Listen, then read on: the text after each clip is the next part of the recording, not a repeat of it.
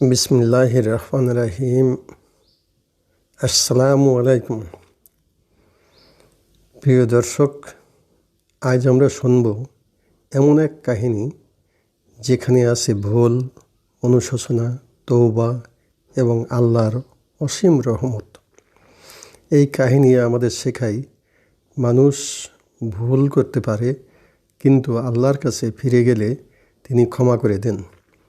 আজকের গল্প হযরত ইউনুস আলাইহিস সালামের মাছের পেটে থাকার হৃদয় ছোঁয়া ঘটনা। অনেক আগের কথা। এক শহরে মানুষ আল্লাহকে ভুলে গিয়েছিল। তারা মূর্তি পূজা করত, অন্যায়ে ডুবে থাকত। ঠিক তখনই আল্লাহ সেই শহরের মানুষের জন্য একজন নবী পাঠালেন, হযরত ইউনুস আলাইহিস সালামকে। তিনি মানুষকে ডাকতে লাগলেন আল্লাহর পথে। ইউনুস আলাইহিস সালাম বলতেন, হে আমার কওম, আল্লাহ ছাড়া কোনো উপাস্য নাই। তোমরা অন্যায় ছেড়ে দাও, সত্যের পথে ফিরে এসো। কিন্তু মানুষ তার কথা শুনতে চাইল না। তারা উপহাস করল, তুচ্ছ করল, বলল, আমরা আমাদের পূর্বপুরুষদের ধর্ম ছাড়ব না। দিনের পর দিন, মাসের পর মাস ইউনুস আলাইহিস সালাম মানুষকে বুঝিয়েছেন, কিন্তু তারা অনড় রইল। এতে তার মন ভেঙে গেল। তিনি কষ্ট পেলেন, খুব দুঃখ পেলেন। এক সময় তিনি ভাবলেন, এরা আর কখনোই ঠিক পথে আসবে না। এখানেই আসে একটি গুরুত্বপূর্ণ শিক্ষা। নবী হলেও তিনি মানুষের মতোই কষ্ট পান, আবেগ অনুভব করেন।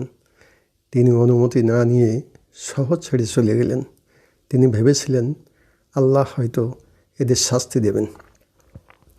ইউনুস আলাইহিস সালাম শহর ছেড়ে এক সমুদ্রের দিকে এগোলেন। সেখানে একটি নৌকা পেলেন। নৌকায় অনেক যাত্রী ছিল। নৌকাটি যখন মাঝ সমুদ্রে পৌঁছালো, হঠাৎ ভয়ঙ্কর ঝড় শুরু হলো। আকাশ কালো হয়ে গেল, ঢেউ পাহাড়ের মতো উঁচু। নাবিকরা ভয় পেয়ে বলল, নিশ্চয়ই আমাদের মাঝে কেউ একজন গুনাহগার ব্যক্তি আছে। তাকে সমুদ্রে ফেলতে হবে, নইলে সবাই ডুবে যাবে। তারা লটারি করল। প্রথমবার নাম এলো ইউনুস আলাইহিস সালামের। দ্বিতীয়বারও নাম আসলো ইউনুস আলাইহিস সালামের। তৃতীয়বারও নাম আসলো ইউনুস আলাইহিস সালামের। তখন ইউনুস আলাইহিস সালাম বুঝলেন এটা আল্লাহর সিদ্ধান্ত। তিনি বললেন, আমিই যাব। তিনি শান্তভাবে সমুদ্রে ঝাঁপ দিলেন। আর ঠিক তখনই এক বিশাল মাছ আল্লাহর আদেশে তাকে গিলে ফেলল। প্রিয় দর্শক, কল্পনা করুন 3 স্তরের অন্ধকার, আর রাতের অন্ধকার, সমুদ্রের অন্ধকার, আর মাছের পেটের অন্ধকার। চারিদিকে নিস্তব্ধতা, কোনো আলো নেই, কোনো শব্দ নেই। ইউনুস আলাইহিস সালাম বুঝলেন এটা কোনো সাধারণ ঘটনা না, এটা আল্লাহর পরীক্ষা। তখন তিনি কাঁদতে কাঁদতে তওবা করলেন। তিনি দোয়া করলেন, লা ইলাহা ইল্লা আনতা সুবহানাকা ইন্নী কুনতু মিনাজ জালিমিন। হে আল্লাহ, তুমি ছাড়া কোনো উপাস্য নেই, তুমি পবিত্র, নিশ্চয়ই আমি জালিমদের একজন ছিলাম। এই দোয়া এতই প্রিয় যে আল্লাহ তাআলা কোরআনে সংরক্ষণ করে রেখেছেন। কারণ এই দোয়া শেখায় ভুল স্বীকার করা, নিজের দোষ মানা, আর আল্লাহর কাছে ফিরে যাওয়া। মাছের পেটে দিন রাত কেটে যাচ্ছিল। ইউনুস আলাইহিস সালাম তওবা ছাড়া আর কোনো কিছুই করছিলেন না।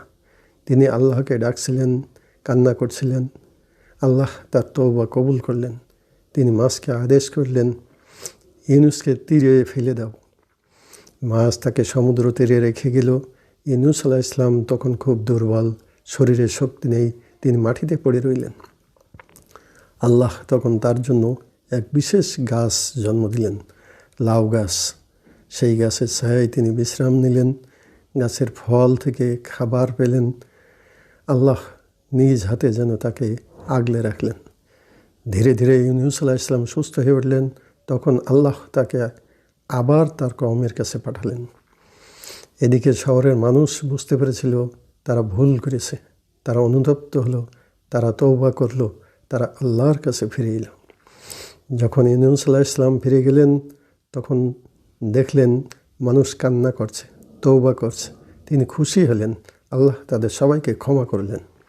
প্রিয় দর্শক, এই কাহিনী আমাদের শেখায় তিনটি বড় শিক্ষা। এক, নবী হলেও মানুষ ভুল করতে পারে। দুই, আল্লাহর কাছে তওবার দরজা সবসময় খোলা। তিন, হতাশা হারাম, আল্লাহর রহমত থেকে নিরাশ হওয়া যাবে না। আপনি যদি কখনো ভুল করেন তাহলে ইউনূস আলাইহিস সালামের মতো বলুন, লা ইলাহা ইল্লা আনতা সুবহানাকা ইন্নী কুনতু মিনাজ জালিমিন। আল্লাহ আপনার দোয়া কবুল করবেন ইনশাআল্লাহ। এই ছিল আজকের কাহিনী হযরত ইউনূস My brothers, we আলাইহিস stand at a pivotal সালামের moment. ঘটনা। Let us unite and move forward with ভিডিওটি ভালো strength. লাগলে Together, লাইক we shall দিন, overcome. শেয়ার করুন, আর আমাদের চ্যানেল আমিনুল সৃষ্টি সাবস্ক্রাইব করুন। আল্লাহ আমাদের সবাইকে তওবা করার তৌফিক দিন। আমিন।